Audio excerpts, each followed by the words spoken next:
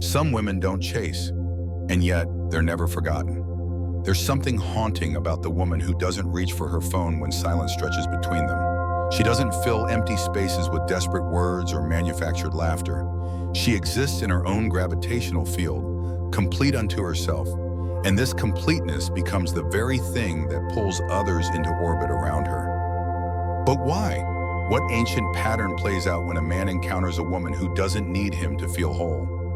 She moves through the world like water, present but never clinging, responsive but never reactive. This woman has done something most people spend lifetimes avoiding. She has befriended her own shadow. Jung spoke of this integration as the hallmark of individuation, the painful, necessary process of becoming whole by acknowledging every part of oneself, even the parts that society deems unacceptable. Where others perform their worthiness through endless availability, she has learned the sacred art of absence, not the manipulative withholding of the wounded, but the natural rhythm of someone who has found her center and refuses to abandon it for anyone. She doesn't withhold love as a strategy. She simply loves herself enough to know when love is being offered versus when it's being demanded. This woman has walked through her own inner winter. She has sat with her loneliness until it transformed from enemy to teacher. She has faced the mirror of her own neediness and transmuted it into something else entirely. A deep, unshakable knowing that she is enough. When a man encounters this woman, something primal stirs in his unconscious. Jung called this the anima, the feminine aspect of the male psyche that often remains undeveloped, projected onto women instead of integrated within himself. Most men have learned to feel valuable through being needed, through solving problems, through the endless dance of pursuit and conquest. But she doesn't play this game. Her very presence becomes a mirror that reflects back his own inner emptiness, the parts of himself he has never learned to nurture. Where he expected to find the familiar pattern of need and fulfillment, he encounters something foreign. A woman who doesn't need him to complete her story. This triggers what psychologists call intermittent reinforcement, the most addictive pattern known to human psychology. But it's not calculated on her part. She simply has other things to do, other worlds to explore, other dimensions of herself to discover. Her attention, when it comes, feels like sunlight precisely because it's not guaranteed. The man's ego, accustomed to being central to a woman's emotional landscape, suddenly finds itself displaced. And in that displacement, paradoxically, desire is born. Not the shallow wanting of conquest, but something deeper. The recognition that here stands someone who has achieved what he himself secretly craves, inner sovereignty. Stoic philosophers understood something that modern psychology has only recently begun to validate. Attachment to outcomes is the root of suffering, but the woman who doesn't need external validation has learned this lesson in her bones. She has practiced the art of loving without grasping, of caring without controlling. This isn't the cold detachment of trauma or the defensive walls of the wounded. This is conscious detachment, the result of healing work, of shadow integration, of learning to meet her own needs so completely that anything additional feels like abundance rather than necessity. She has learned to witness her own thoughts without being controlled by them. When he doesn't call, she notices the story her mind wants to tell, about rejection, about not being enough, about what this means about her worth, and she gently sets it aside. Not through denial, but through a deeper knowing that her value exists independent of his attention. This is the difference between reaction and response. Reaction comes from the wounded parts of ourselves, the aspects Jung called the personal unconscious, all the unhealed patterns we carry from childhood, from past relationships, from cultural conditioning. Response comes from the integrated self, the person who has done the work of becoming whole. The moment arrives when he realizes she's not playing by the rules he understands.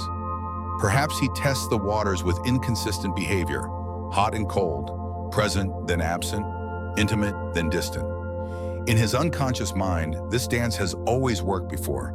It creates the anxiety that binds women to him through hope and fear. But she doesn't take the bait. When he pulls away, she doesn't chase. When he comes back, she doesn't punish. She simply continues being herself, present when she chooses to be, absent when life calls her elsewhere. Her energy doesn't spike with his attention or crash with his withdrawal. She remains steady, like a mountain that weathers storms without losing its essential nature. This steadiness becomes deeply unsettling to him. His usual strategies of control through emotional manipulation meet something they cannot move. And in this immovability, he begins to sense something he has perhaps never encountered. A woman who has learned to be her own source of stability. What he doesn't realize is that she has become a living mirror for his own unconscious patterns. Every time he reaches for the familiar dynamics of chase and withdrawal, her centered presence reflects back to him the emptiness of these games. She doesn't judge them, doesn't try to change them, she simply doesn't participate. This is where Jung's concept of projection becomes crucial.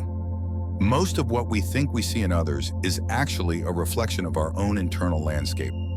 The man who is drawn to the woman who doesn't need him is often unconsciously seeking his own wholeness. In her integration, he glimpses what he himself could become. But projection cuts both ways. While he may see in her the inner feminine he has never developed, she sees in his pursuit not just desire for her, but his unconscious desire for the very quality she embodies, self-possession.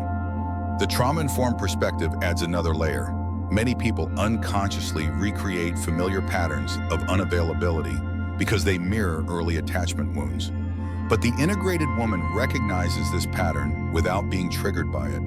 She sees his pursuit for what it is, not necessarily about her, but about his relationship with himself. There comes a moment when he must choose, continue the futile attempt to make her need him, or begin the harder work of becoming someone worthy of her free given attention. This is the crossroads where boys become men, not through conquest, but through the recognition that true intimacy requires two whole people choosing each other, not two half people trying to complete themselves through the other. Some men cannot make this leap. They retreat to more familiar territory, seeking women whose wounds match their strategies, whose neediness validates their sense of importance. But something has been awakened that cannot easily be put back to sleep. The memory of what it felt like to be in the presence of someone truly sovereign.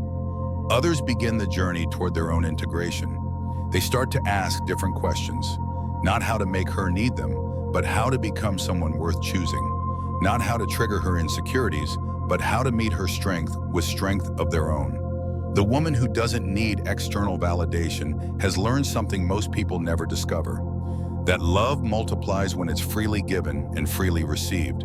She loves from abundance, not scarcity. She gives attention as a gift, not as payment for services rendered. This shifts everything.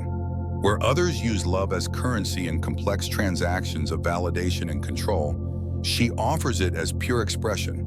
When she chooses to be present, it's because she genuinely wants to be, not because she's afraid of what will happen if she's not. This authenticity becomes magnetic, not because it's rare, though it is, but because it awakens something in others that has been long dormant. The possibility of loving and being loved without conditions, without strategies, without the endless exhaustion of earning what should be freely given. She has learned to trust herself so completely that she can afford to be vulnerable without being desperate, open without being defenseless, loving without losing herself in the process. In the end, the woman who doesn't need external validation offers something more precious than her availability. She offers proof that wholeness is possible. She walks through the world as living evidence that someone can heal their wounds, integrate their shadow, and emerge not hardened but strengthened, not closed but discerning. Her power lies not in what she withholds, but in what she has cultivated within herself. She has learned to be her own source of love, validation, and security. Not because she doesn't want partnership, but because she refuses to betray herself to obtain it. She understands what Jung meant when he spoke of individuation, that we cannot truly give ourselves to another until we possess ourselves completely. Her detachment is not indifference, it's freedom.